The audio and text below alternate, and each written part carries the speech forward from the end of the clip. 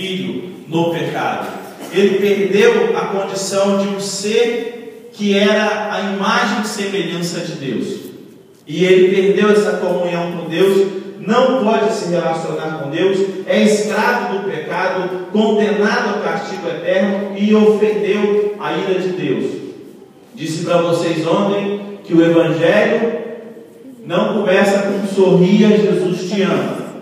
O Evangelho começa, Deus está irado. Deus está irado com o pecado da raça humana. Mas, como Deus amava muito os de barro, como Deus amava muito essa raça que Ele criou, como Deus é um Deus que não desiste do seu propósito, como Ele é um Deus que não muda, Ele decidiu inventar um plano. E Ele criou um plano louco, um plano que vai além da nossa capacidade, porque nenhum de nós faríamos o que Deus fez.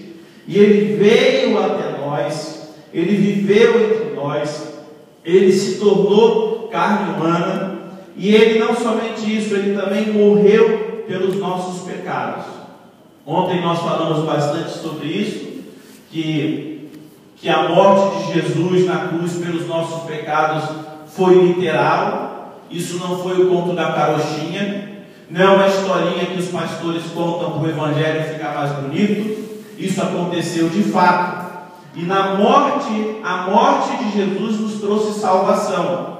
Então a salvação, embora sendo muito gloriosa, muito tremenda, nós não podemos confundir a salvação com o propósito de Deus. A salvação não é o propósito de Deus. A salvação faz parte do propósito de Deus.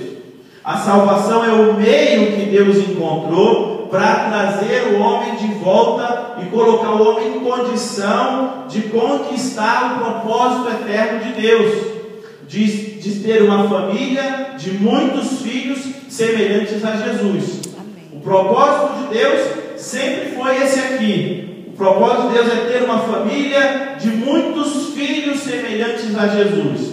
E Lúcifer conseguiu transmitir esse pecado e houve um desvio desse propósito. E todos nós estávamos condenados a castigo eterno se não fosse o plano da salvação e Jesus nos resgatando e nos fazendo passar por uma porta estreita e nos colocando nesse caminho apertado.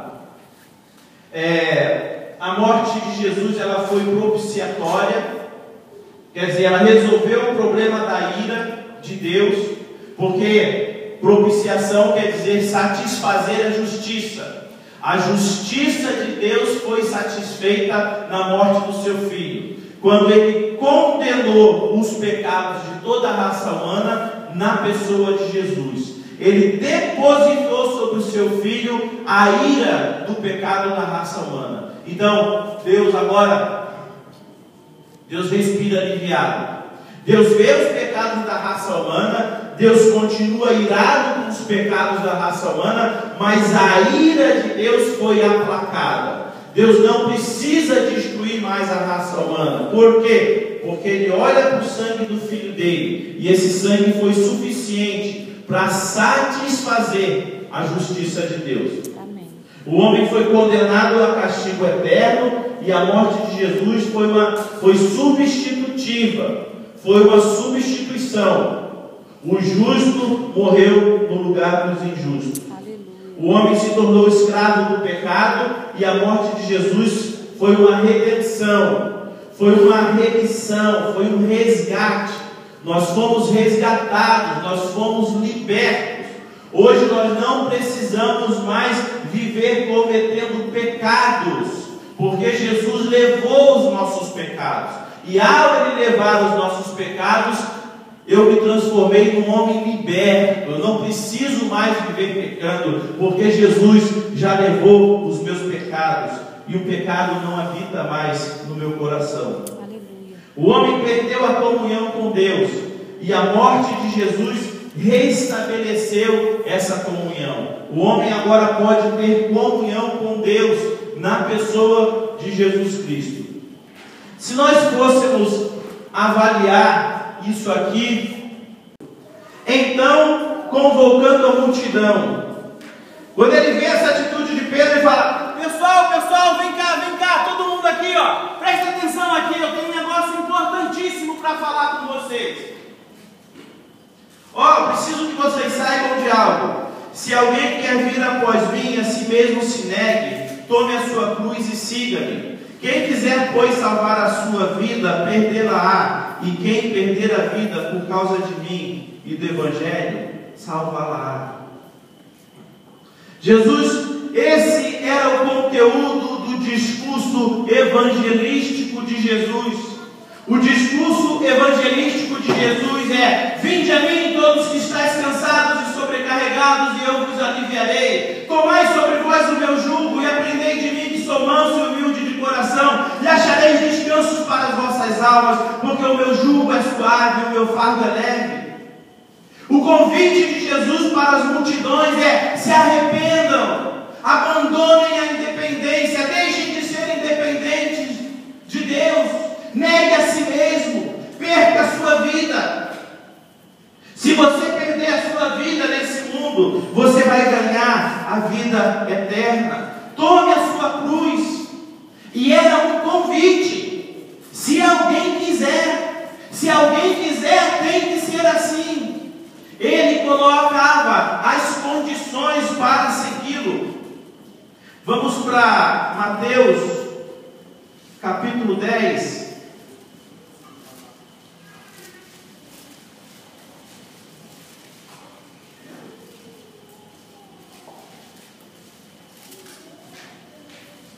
Versículo 37.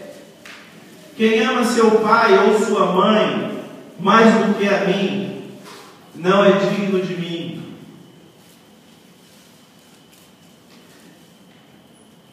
Quem ama seu filho ou sua filha mais do que a mim, não é digno de mim.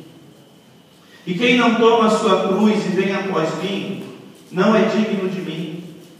Quem acha a sua vida, perdê-la-á. Quem todavia perde a vida por minha causa, acha-la. Conteúdo do discurso evangelístico de Jesus. Mas é claro, qual é o maior mandamento? Amarás o Senhor teu Deus de todo o teu coração, de toda a tua alma, com toda a tua força, com todo o teu entendimento. Esse sempre foi o primeiro dos mandamentos. Como que Jesus agora vai baixar o padrão do mandamento de Deus desde lá da lei? Ou você é completamente do Senhor, ou você não é nada. Não existe meio convertido, não existe meio discípulo, não existe meio salvo. Ou você é um dos que abandonou a independência, ou você não abandonou a independência. Ontem nós vimos que lá em Mateus 13 falou de uma porta estreita, falou de um caminho apertado, e fala lá também de uma porta larga, e diz que a porta larga é a porta da perdição, e muitos serão os que entrarão com ela, a maioria vai passar por aqui. Mas lá em Mateus 7:21 fala de uma porta média, fala de uma porta que os religiosos inventaram. Ela não está nem aqui e não está nem aqui. É uma porta onde eu posso continuar mandando na minha vida. Muda algumas coisas do meu exterior. Eu posso andar com a Bíblia, eu posso chamar Jesus de Senhor, eu posso cantar louvores, mas eu aí mesmo tendo essas coisas, eu posso ainda assim ser independente. E a Bíblia diz que se eu mudo exteriormente, mas eu não mudo o interior, se meu interior continua sendo independente, eu não estou salvo. Então lhes direi explicitamente: nunca te conheci. Então, isso é uma coisa muito séria para nós. Existe, eu vou ter que apagar isso aqui para mostrar outro negócio aqui para vocês. Vou ver se eu consigo fazer rapidinho.